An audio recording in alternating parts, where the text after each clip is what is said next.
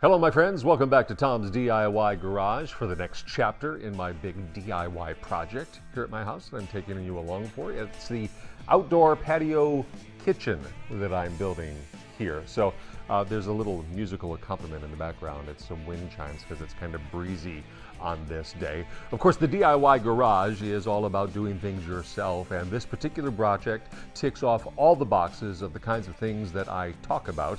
Doing it yourself, being self-sufficient, and saving money. I'm fairly certain within a little bit that me doing this project myself will save about 50% of the cost of hiring somebody to do this for me.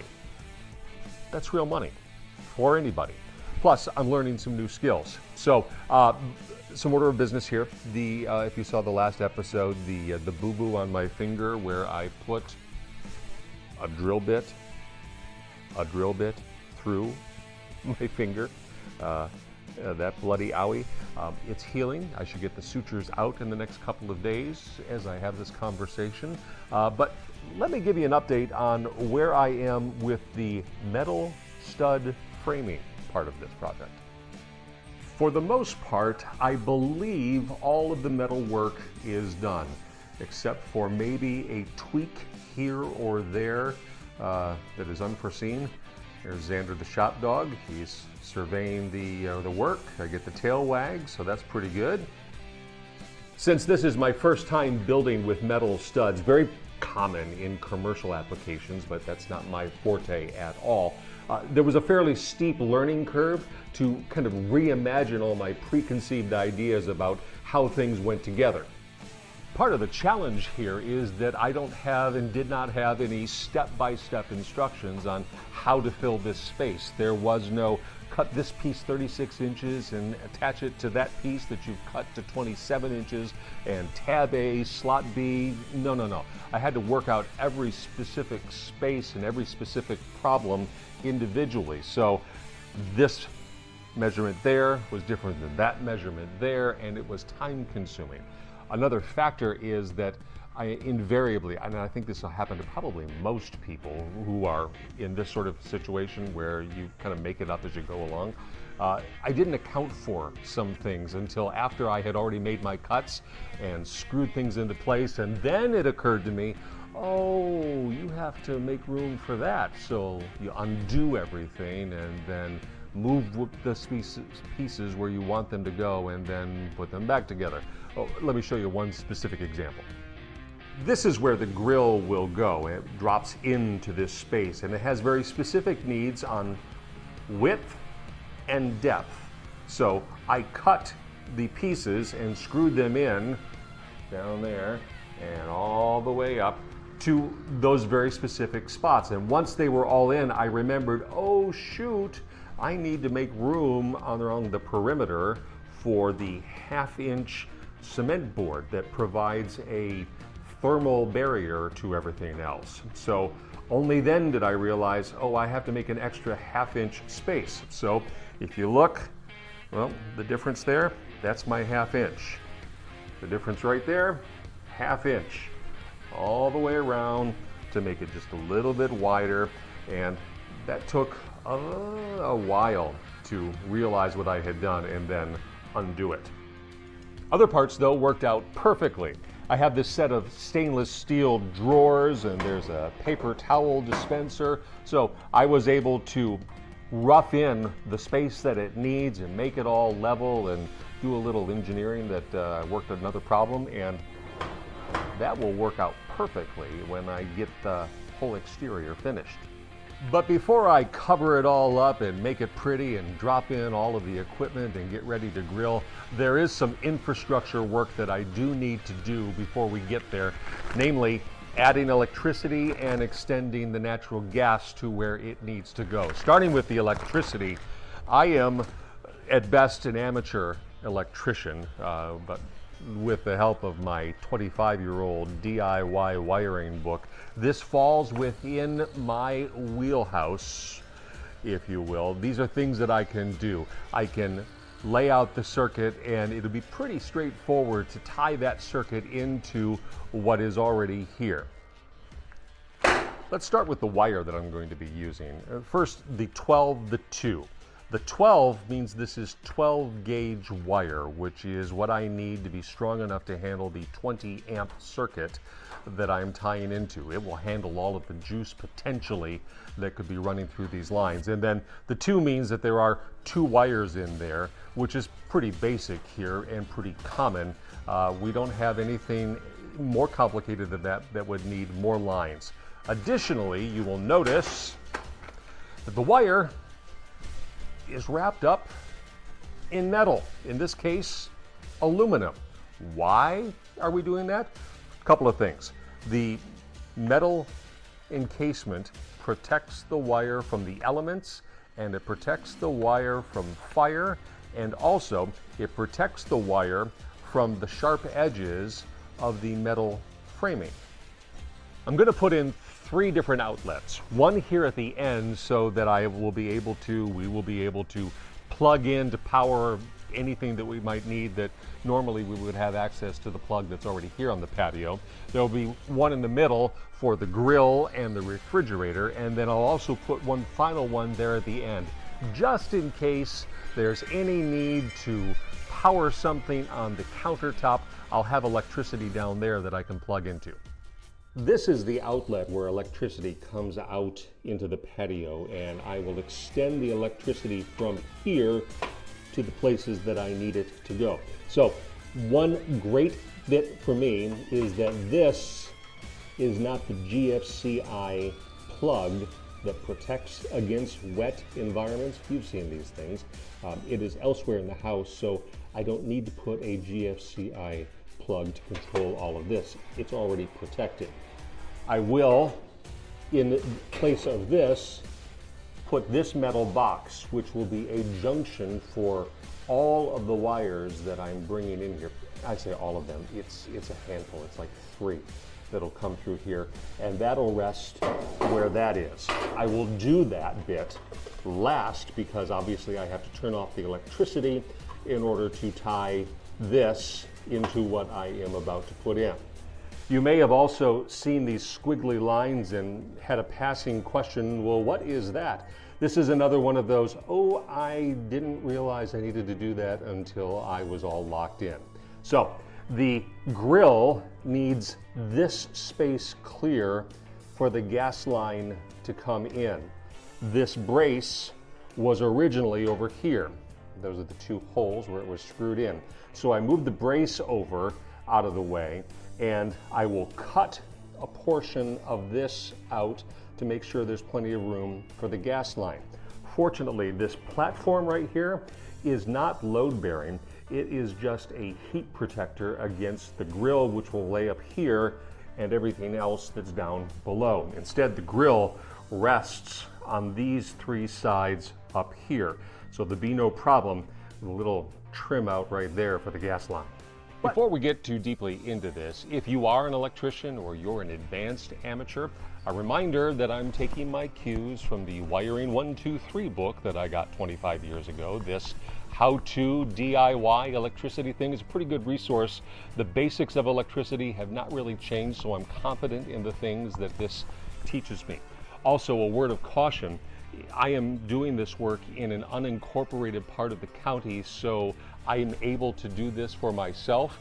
A lot of municipalities have specific requirements that you hire professional electricians and you get it inspected as well. So if you're at all not confident in doing this, or you have those other circumstances, by all means, consult a professional.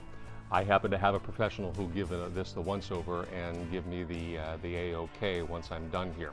And the price will be much more reasonable. On with the show. So I am using, and I'm putting in the junction boxes first, using metallic ones for a couple of reasons. Most importantly, because I'm using that metallic clad wiring.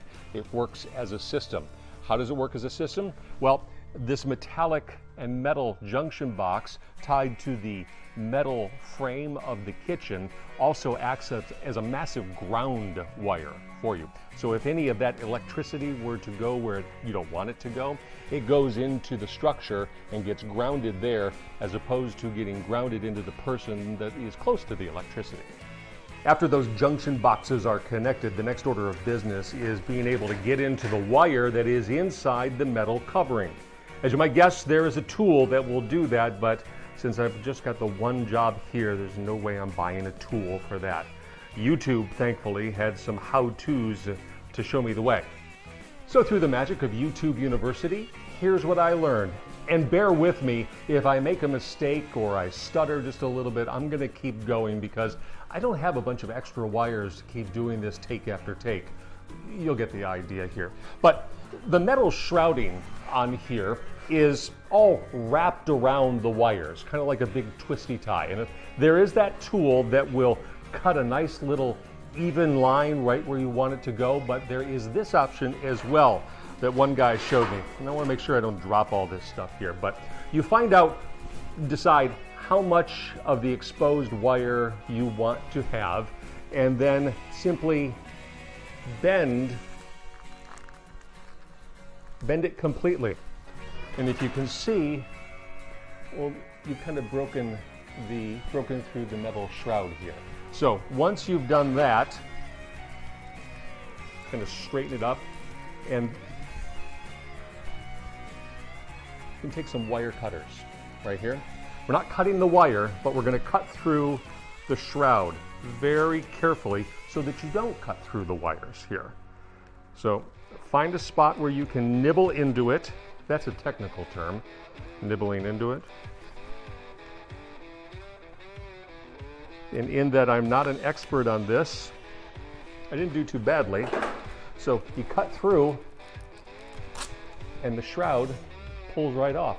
That's trash, you don't need that. And you've got this plastic covering on the wires. Cut that off as well. Dun, dun, dun, dun. And now you can use those wires to wire what you need to wire. Back at the junction box, I have run the cable to where I need it to be, and it will loop up and then drop down into the junction box like this. I have some clips that will lock it into place so it's not flopping in the breeze. But before I do that, there are a couple of protective measures that we have to add here. We start with the anti-short, as in anti-short circuit bushing. It's a piece of plastic here. It looks like a little funnel, and little funnel with the side kind of cut out, and that little side cutout allows you to slip it over the wires, and then the funnel shape of it slips into the interior of the metal covering, so any sharp edges at the end of the metal covering won't cut into your wires, because if they cut into your wires, that's a short circuit, and that ruins the whole thing. Next, I'm going to drop the wire into the junction box so that I can wire the plug that's going to end up here. But you can't just drop it in there and let it flop in the breeze, because the same short circuit problem and danger that's here and every place else is right here as well. It needs to be secure. Guess what? They make a connector for that. The connector is designed to lock down onto the metal shroud just like that. You tighten these two screws. On the bottom, it's got this screw-on collar that comes off like that. Together, you take the main portion and you put it into that hole on the top of the junction box. And you take the collar and you tighten the bottom side of it so that it is locked into place. At that point, I can drop the wire into the connector and into the junction box to seat it correctly. To explain what I mean by that, let me show you another connector. Here's one more. And you look inside, you see it's got those little cutout tabs on the top and bottom.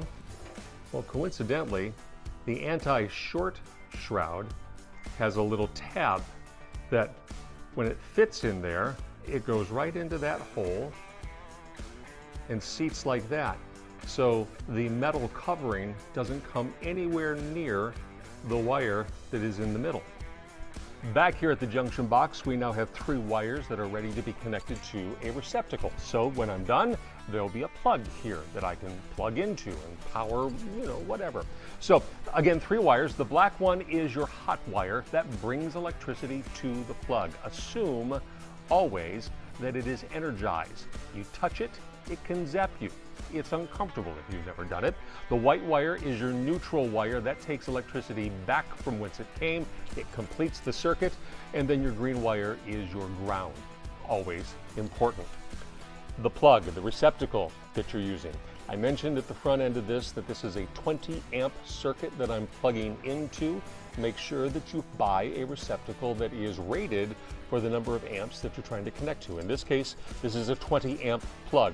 Not like a typically 15 amp that you would find inside your house. There's just a difference. You put a 15 amp plug on a 20 amp circuit, you're likely to have some problems because it will be overpowered. Additionally, this one is designed for outdoor use. It's weather resistant since we're in the outdoors. Also an important consideration. When I'm all done, I've got this kind of weather resistant plug cover that will go over this, but we'll get to that later.